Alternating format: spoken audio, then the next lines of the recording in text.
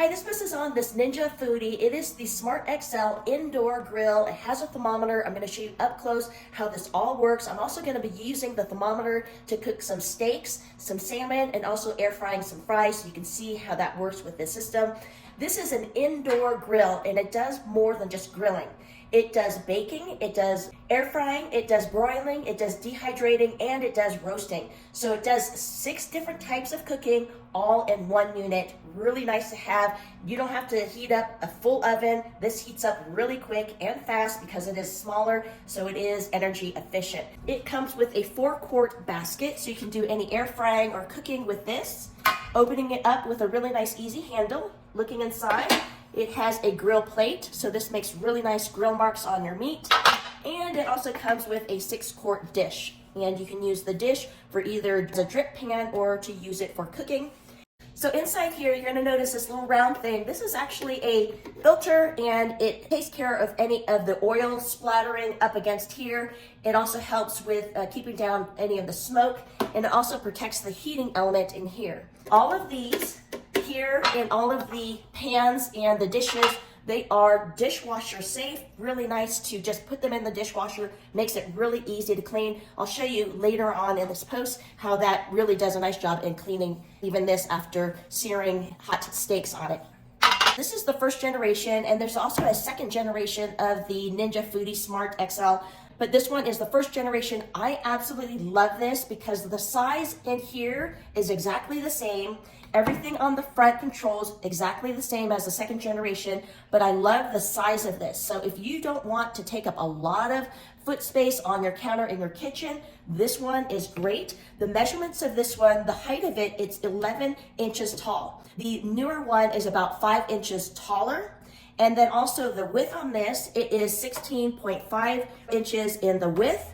And the updated one is 1 1/4 inches, a little bit wider on here. So the depth of this one, it's 15.75 inches in deep, and the updated one is 4 3/4 inches less in the depth of it.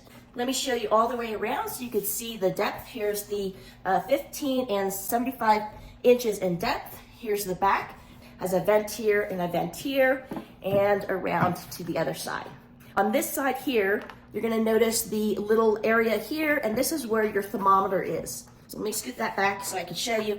This is the thermometer. This holds the thermometer, so once your thermometer is done and you need to put it away, it's really easy to clean this off and then store it away nice and easily, and it's kept in a safe place, and you won't lose it by keeping it here.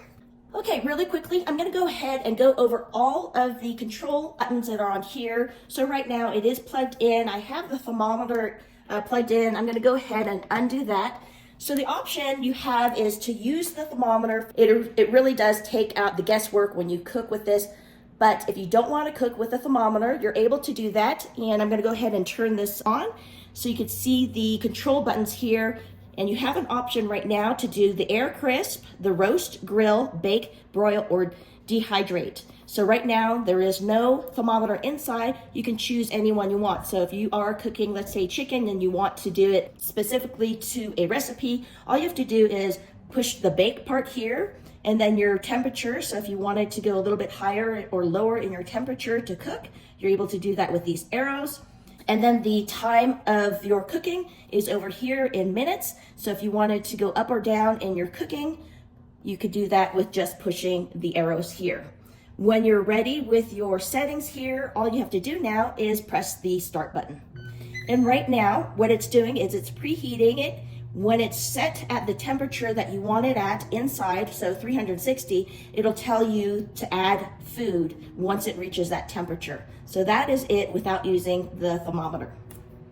So now I'll show you how it works with the probe using this thermometer. I love this option, and I'm gonna go ahead and turn it on. We now have a preset manual button here that we're gonna push. Once we do that, we're gonna choose on what type of cooking we're gonna do. And for this, I'll do the grilling. And right now it's going to be at a high. Then what I'm gonna do is press this again, and it's gonna choose which protein option that I wanna do.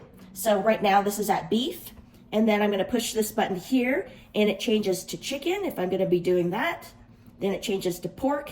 Pressing it again last time, and it's the fish. So those are your options, and I'm gonna push it again. I'm gonna go back to the beef.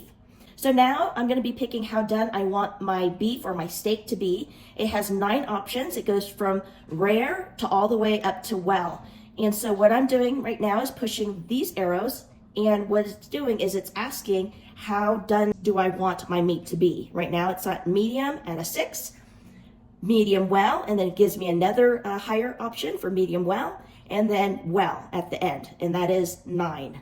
I like medium rare on my steak, so I'm gonna push it to 3, and that is it. And then what I'm gonna do is press the start, and it's gonna preheat the grill. And right now the bars are showing its preheat, and it will go all the way over here. So during the time that it is preheating, I'm gonna take my thickest filet mignon, which is right here. I'm gonna stick the probe right in the middle, so not too far up, not too far back in, right in the middle, and stop it there. And so now I'm gonna add the food. It says go ahead and put the food onto the grill plate. I'm gonna go ahead and put the filet mignon on here.